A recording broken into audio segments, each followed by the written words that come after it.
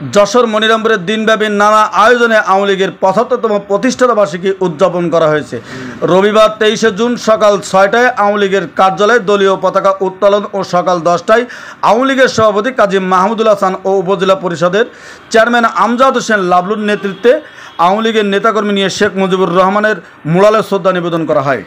বিকাল ৩ ঘটিকায় মনিরামপুর উপজেলা আওয়ামী লীগের দলীয় কার্যালয়ের সামনে মনিরামপুর উপজেলা আওয়ামী লীগের সভাপতি কাজী মাহমুদুল হাসানের সভাপতিত্বে উপজেলা আওয়ামী লীগ নেতা গোপাল মল্লিকের সঞ্চালনায় জনসমাবেশের আয়োজন করা হয়। উক্ত জনসমাবেশে প্রধান অতিথি হিসেবে উপস্থিত ছিলেন সাবেক প্রতিমন্ত্রী স্বপন ভট্টাচার্য। বিশেষ অতিথি হিসেবে বক্তব্য রাখেন যশোর মনিরামপুর উপজেলা পরিষদের চেয়ারম্যান আমজাদ হোসেন লাবলু। বিস্তারিত ভিডিও চিত্রে। এই মনিরামপুরের মাটিতে মিছিল করার লোক ছিল না। মনিরামপুরের চিহ্নিত আওয়ামী লীগরা মনিরামপুরের বাজারে আসতে পারত না। ৭৫-এর পরে যখনই শুনেছি মনিরামপুরে আওয়ামী লীগের লোক এক জায়গায় হয়েছে, তখনই শুনেছি মাথা ফেটে গেছে। কার মাথা ফেটেছে? আব্দুর রাজ্জাকের। আর কার? রাধাবত বিশ্বাসের, নশর ডাক্তারের। যখনই শুনেছি আওয়ামী লীগ মনিরামপুরে, তখনই মাথা ফেটেছে। কতবার যে রাজ্জাকের মাথা ফেটেছে তার শেষ নেই। আমার বাড়ির কাছেও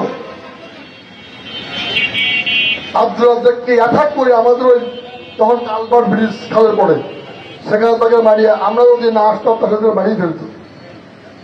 আমরা নিয়ে হসপিটালে ভর্তি করেছি অনেকবার, একবার অনেকবার। এরপর ৮০ দশকের পর থেকে আমরা যখন মনিরামপুরে উঠেছি, আজকে অনেকে বলে যে আমরা নাকি আওয়ামী লীগের সব পদ দখল করি, আমরা নাকি আওয়ামী লীগের সব কিছু আমরা দখল করে নি। আরে ভাই, কোথায় ছিলেন যখন আওয়ামী লীগের কর্মীরা নেতারা মনিরামপুর উঠতে পারত? তখন কোথায় ছিলেন? ৮০ দশকের পর আমরা দুই ভাই কয়েকজন কর্মীকে নিয়ে এই মনিরামপুরে জামাতপুরে লড়াই করেছি, রাজপথে দাঁড়িয়ে বিএনপির বিরুদ্ধে লড়াই করেছি। এই পাগল আসে বলতে আমরা নেই বলতে আমাদের বাড়ি বলে হয় না। এই সমস্ত মানুষ দেখে এই বাড়ি কোথায় বলে বরিশাল। এই পাগল ছাগল আমদানি করে আমরা মনিরামপুরা শেষ। এখানে একজন বলিস না যে সাইনবোর্ড টাঙাইছে, পাগলের কাছে ভালোবাসে কাজ কিছু উপদেষ্টা আছে, এই এমপি কিছু উপদেষ্টা আছে, নিজে কিছু বোঝে না।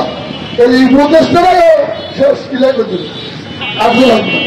দালাল বাদ কিছু উপদেষ্টা হয়েছে, আর একটা ফেসবুক আছে বিদেশ থেকে মনিরামপুর থেকে দালাল বাদ আছে।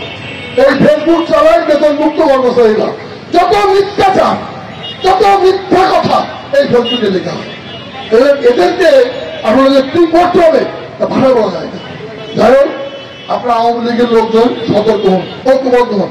সারা মনিরামপুরে আমরা আওয়ামী লীগকে ঐক্যবদ্ধ করতে চাই এবং আগামী দিনে আমরা মনিরামপুরের আওয়ামী লীগ ঐক্যবদ্ধ করে জননেত্রী শেখ হাসিনার হাতকে শক্তিশালী করে স্পট বাংলাদেশ গড়ে তুলব, সেই সমাজ নিয়ে আমার বক্তব্য করতে। জয় বাংলা, জয় বঙ্গবন্ধু।